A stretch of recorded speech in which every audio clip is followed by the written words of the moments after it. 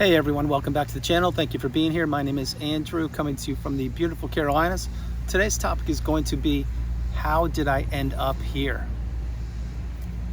Think about that for a minute. If you like the content, please like, subscribe, and share. And pay it forward to someone who could use the video. Let's spread the information and the wisdom. So guys, I'm going to jump right into it. How did I end up here? So frequently do I hear these exact words from individuals, and I read them in the comments and emails and correspondence with people, and they can't quite, many times, wrap their head around how did they end up where they are. And I too was one of those people for a period of time, because what happens in this thing called life is when you are younger, let's say a child, you're growing up and you're developing and you're, let's say, experiencing life. Then you become a teenager, maybe you graduate high school and you go on to college, graduate college, whatever your background is. But the point is, there are different parts of life. But then you become an adult at a certain point.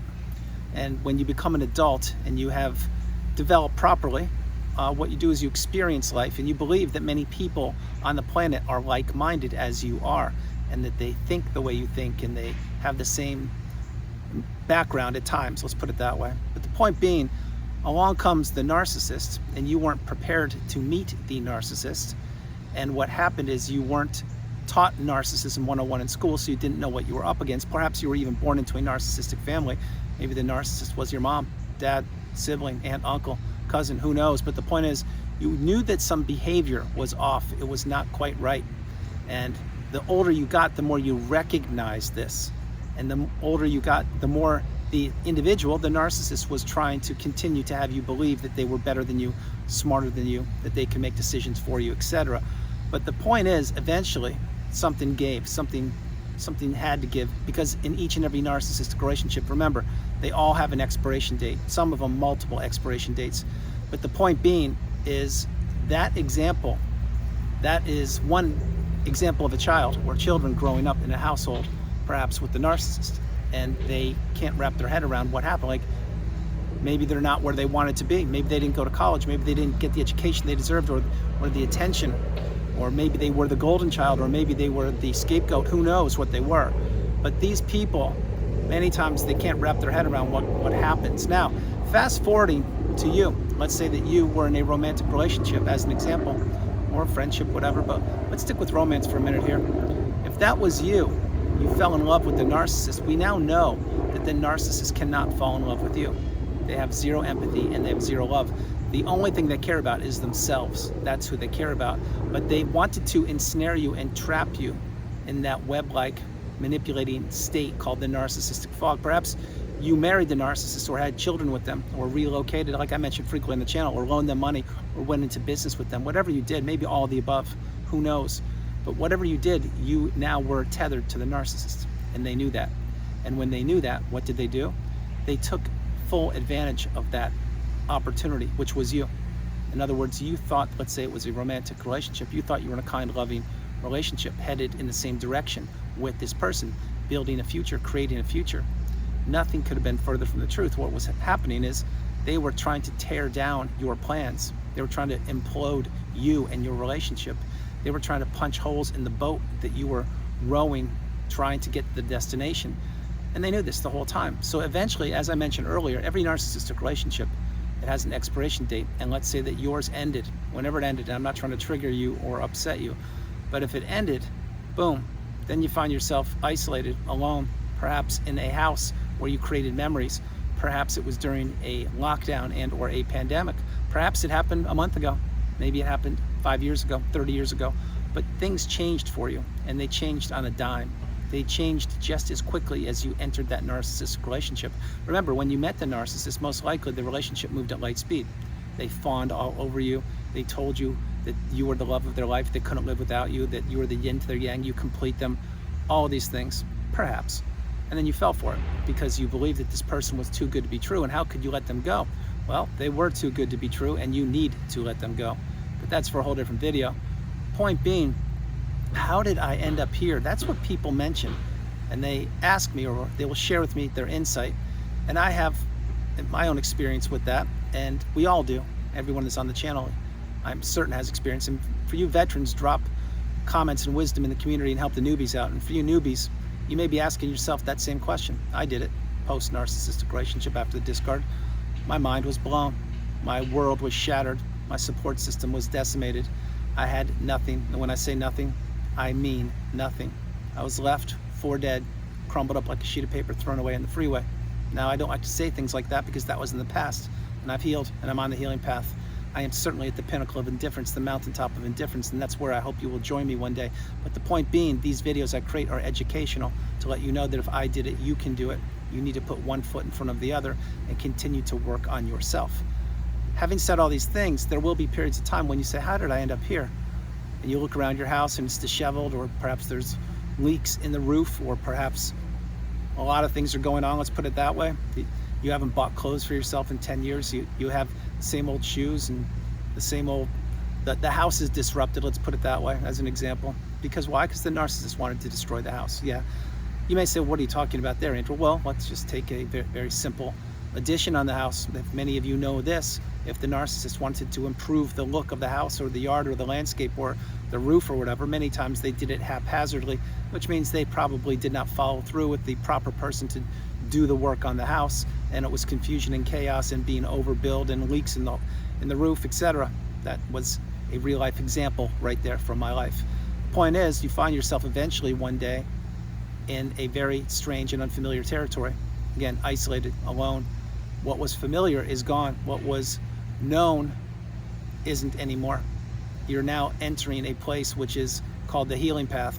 And this is where you have to figure out A, what narcissism is, B, how it affected you for a period of time, which was the length of the relationship. But now post-relationship, it's going to affect you too, because you're going to have to put yourself back together. Remember, not everybody gets the wisdom on the narcissistic abusive cycle. You are a fortunate individual to be on my channel. And anybody's channel that you're on, that if you're getting wisdom from them, God bless them and God bless you. The point being, most people, and I do mean that, they don't get the wisdom. You are a fortunate individual who has stumbled upon my channel, or you were gifted a video, or you looked it up yourself and you figured it out. That's exactly what I did. And when you do that, doors open for you. Possibilities are endless. The abundance begins to flow within you. Now, this doesn't happen overnight, and it certainly doesn't happen the first time you hear the word narcissistic abuse. No, because now you're going to have a mountain of work in front of you, and you're going to have to learn about yourself.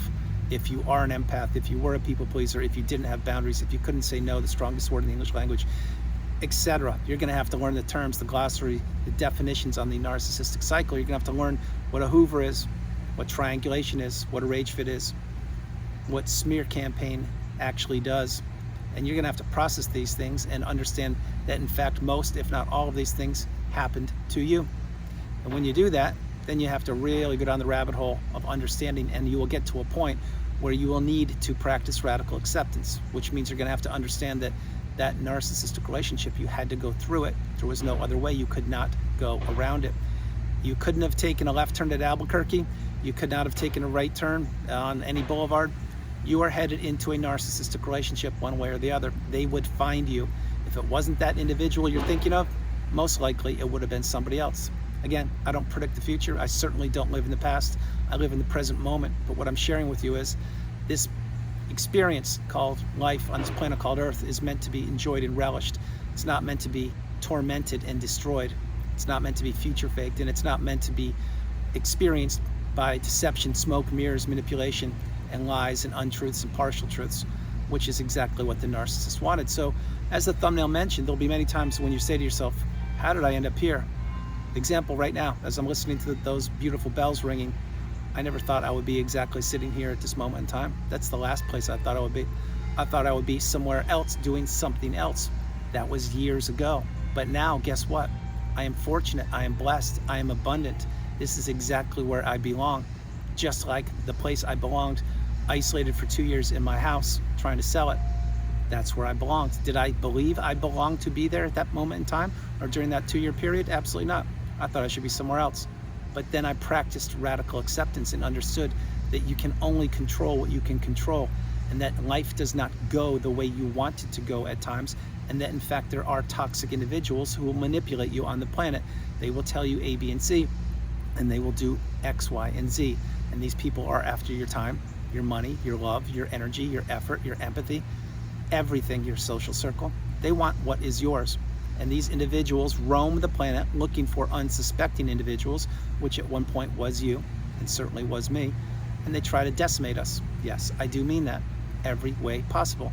The narcissist, remember, what they want is they want to be the puppet master. They want to control you. They want to control who you see, what you do, your hair color, your clothes you wear, your social circle. If you can talk to people, if you can't, what did you say, what didn't you say? This is what the narcissist lives on. They live on little bubbles and little groups of people. And this is why they isolate people from other individuals. Notice when you were with the narcissist, there were many times that they would see you talking with an individual at a get-together or a function or something, and they would immediately sprint over there and intervene and say, hey, I need your attention for a minute.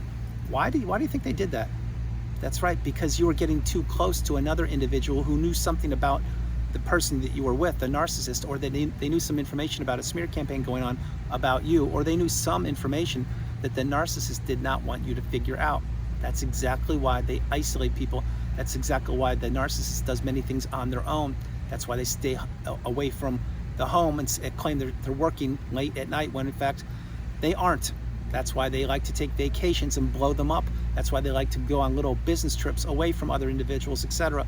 This is how the narcissist lives. They are shapeshifters. There is no substance to them. There's no core. There's no authenticity. So getting back on track, how did I end up here? You ended up wherever you are right now, number one, because it's where you're meant to be. Number two, it's because all of your life decisions that you've taken to this point have led you to exactly where you are. Now think about what I'm going to share with you. If where you are is where you want to be, that's beautiful. God bless you. You are doing great. If where you are is not where you want to be, then we need to make some changes.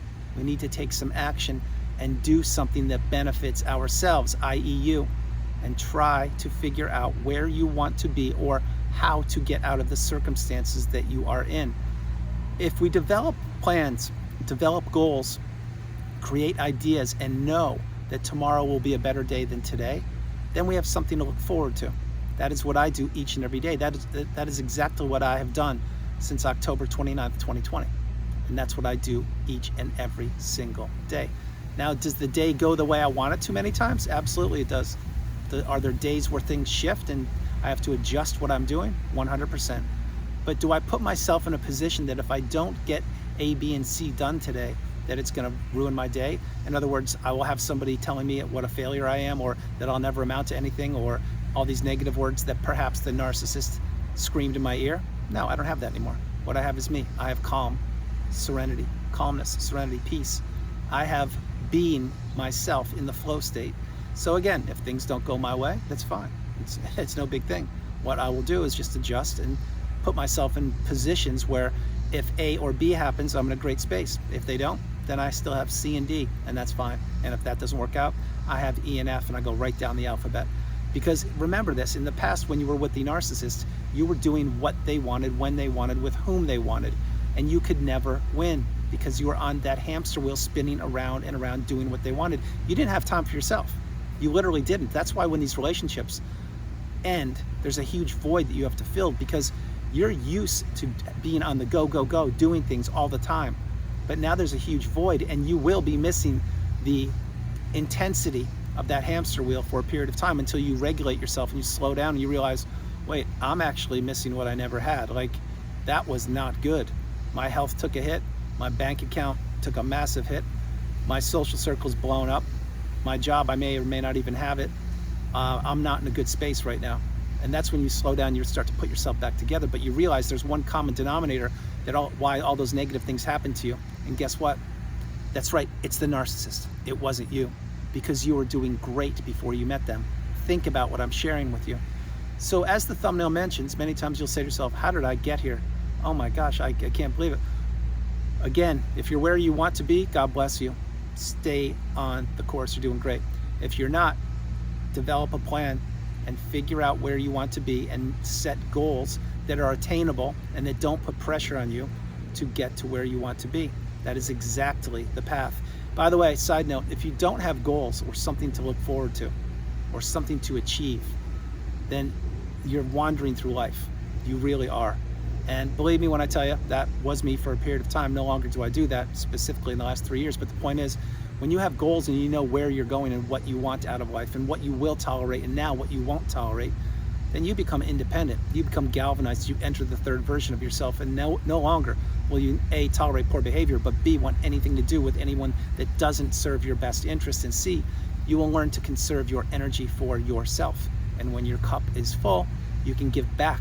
When your cup is not full, you need to go back to the sidelines and recharge your battery and maybe get some rest, eat, slow down, exercise, journal, do what you're gonna do, but do not be giving your empathy away for free to people who do not appreciate it.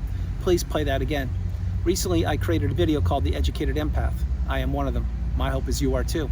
What that means is when you're an empath and you identify it, yeah, many people will make fun of you and say there's no such thing as empathy. Nonsense. Other people will wish that they had empathy. That is a lot of people. Other people have a part of empathy that they can't put themselves in other people's shoes. And then there are people who are proud of being an empath because their whole lives they were told they're weak, don't shed tears, you're such a baby, toughen up, don't show emotion. Well, those days are long over, people. The empaths are rising and we are gaining momentum. But having said that, don't give your empathy away to anybody just because they're asking. Don't give your empathy away to anybody just because they're claiming they're a victim.